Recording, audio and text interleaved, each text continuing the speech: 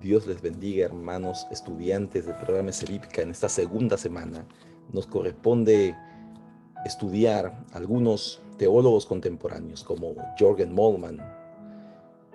Y para ello es importante recordar que en 1945 este teólogo fue impactado por el trato recibido de parte o por parte de los cristianos. Recibe su primera Biblia de manos de un capellán de los Estados Unidos y se identifica con Jesús en su sufrimiento y muerte.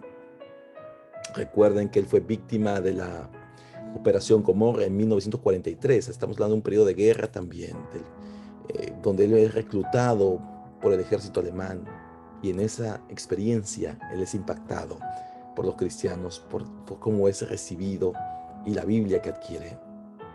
Él estudió teología en Göttingen y se destacó por dos obras muy importantes encima de las demás: la teología de la esperanza y el Dios crucificado.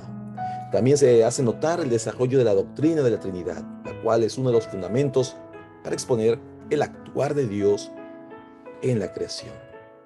Obras relevantes, como se mencionaban: Teología de la Esperanza, donde coloca la esperanza como fundamento de la teología cristiana. Dios crucificado, en esta obra contrasta la gloria de Jesús con su sufrimiento y cuestiona: ¿es Dios capaz de sufrir? También la Iglesia, en la fuerza del Espíritu, desarrolla allí una perspectiva eclesial y neumatológica. Se concentra en la praxis pastoral, en la práctica, no tanto en la teoría, sino cómo esto me ayuda en el día a día.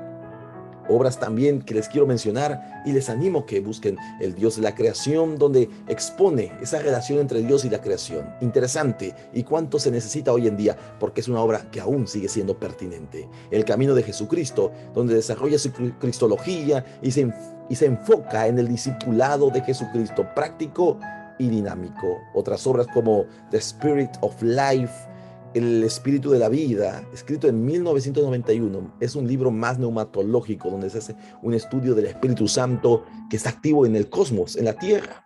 Dios ama la vida, por ende quiere soplar su espíritu, dice, en todas las cosas.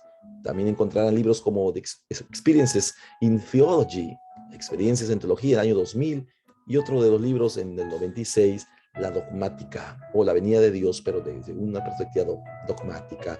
Escatología personal, vida eterna; escatología histórica, reino de Dios; escatología cósmica, tierra y cielos nuevos; escatología divina, la gloria de Dios. El siguiente teólogo contemporáneo, Rudolf Bultmann, es también un teólogo alemán, pero con una perspectiva luterana. Nació en 1884 en Oldenburg, Alemania. Estudió en Tubinga, una de las universidades prestigiosas. ¿Y qué más podemos recordar aquí? Estudió en Berlín, en Marburgo, enseñó primero en Breslau y fue más tarde profesor de la universidad. Presenta la teoría de la desmitologización, donde propone interpretar el Nuevo Testamento desde el punto de vista de la filosofía existencialista, y esto con el objeto de rescatar el mensaje del Nuevo Testamento para traerlo y presentarlo al hombre moderno. En sí lugar, no hay duda alguna que este teólogo es más importante en esta última época o etapa eh, de lo que en el argot académico se conoce como el Quest for the Historical Jesus, o más concretamente de la antigua búsqueda de Jesús histórico. Y vamos a ir explicando. La postura adoptada por Bultmann de renunciar al Jesús histórico como alguien del pasado, sin importancia, al que no se puede acceder, y centrarse en el Cristo de la fe, que según él es el único que importa. Él creía que los escritores del Nuevo Testamento no intentaron describir la realidad, sino confesar su fe en la persona de Cristo. El pensamiento real del Nuevo Testamento detrás del mito, o sea, lo divino en términos de la vida humana, era el querigma, el mensaje, en otras palabras, la predicación o el testimonio, y por lo tanto tenía poco interés en los hechos históricos. Ello hace que Bultmann sea un teólogo muy controvertido. Los liberales lo colocan en un pedestal; quizás por otro lado los conservadores lo han identificado como un instrumento más peligroso y destructor, utilizado por Satanás para dañar la verdad del evangelio. Pero yo le animo que estudiemos, que conozcamos más para poder sacar nuestras propias conclusiones, no irnos ni al extremo de ninguno de los lados. Nadie puede rebatir que Bultmann fue un estudioso de la Biblia, maestro, modelo de exégetas y un teólogo excepcional, al que no se puede ignorar, tanto por el éxito de su propuesta como también por la cantidad de críticas que ha recibido por parte de protestantes y de católicos conservadores. Bullman se erige como una figura imprescindible para interpretar no solo el cristianismo, sino la cultura actual en un mundo convulso que corre el riesgo de perder los grandes ideales de humanismo y religión que han venido guiando su historia. Obras importantes: Das Evangelium des Johannes en 1941, Jesucristo y mitología en 1970, Creer y comprender en el 74, Historia y escatología también en el mismo año, y finalmente Teología del Nuevo Testamento, una de las obras más remarcables, en 1997. Ya para ese año ya había una tercera edición. Imagínense ustedes cómo se ha ido editando, en verdad, producido esta obra mayor, con un impacto más grande. El siguiente teólogo, Paul Tillich, nació en 1886 en Alemania también. Él tenía un gran celo de evangelizar. Tillich soñó con alcanzar al hombre moderno con la buena noticia de la justificación de la fe, puesto que el punto de partida de este teólogo no es el mensaje teocéntrico de las Escrituras, sino más bien él es obligado de ir desde abajo a saber desde el ser humano.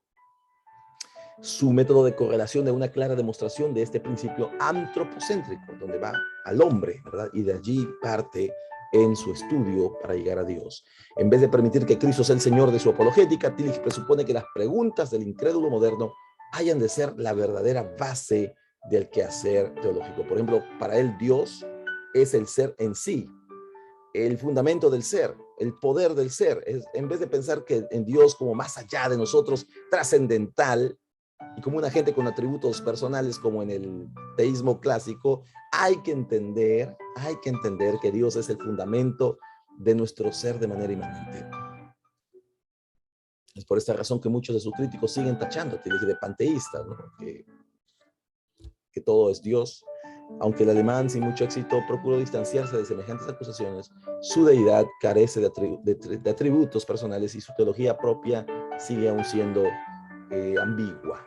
Para el Cristo, a la luz de su existencialismo, Tillich no toma en serio la historicidad literal tocante de la vida de Jesús de Nazaret. Le da igual si Jesús existió o no. La importancia de Cristo en él reside en que es el portador del nuevo ser, tal vez el concepto más importante en el sistema de Tillich.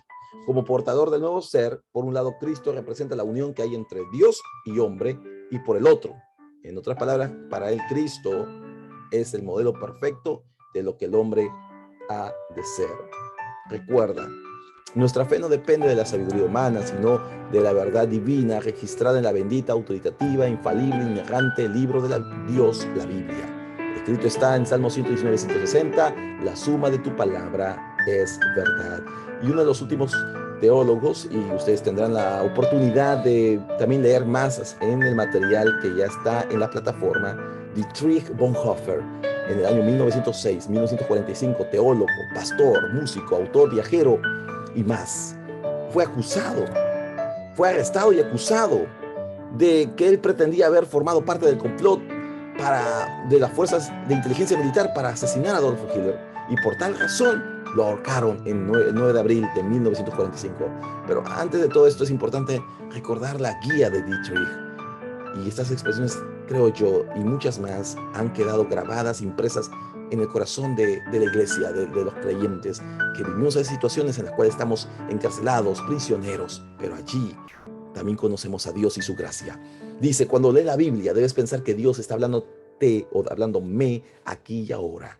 Creo que la Biblia sola es la respuesta a todas nuestras preguntas y que debemos preguntar repetitivamente y con humildad para recibir la respuesta. Uno debe estar realmente preparado para indagar en ella, solo así se nos revelará. Y hay un discurso de paz que él escribe y quiero compartirles también. Paz para él significa darse uno completamente al mandamiento de Dios, dejando el destino de las naciones en las manos del Dios Todopoderoso. No tratar de dirigir esto con propósitos egoístas. Las batallas son ganadas no con armas, pero con Dios. Ellas son ganadas cuando el camino nos lleva, y oiga esto, a la cruz. Él mucho habla acerca de la cruz y hay que entonces leer sus obras. Obras importantes que resaltan son la ética, el precio de la gracia, subrayen, precio de la gracia, muy importante, lindo libro, Creer y Vivir, quién es y quién fue Jesucristo, redimidos para lo humano, cartas de amor desde la prisión. Mis hermanos, les agradezco su atención. Por favor, tomen tiempo y vayan ustedes leyendo más de ellos en el material y realicen también sus deberes a tiempo. Que Dios los bendiga. Nos encontramos Dios mediante pronto.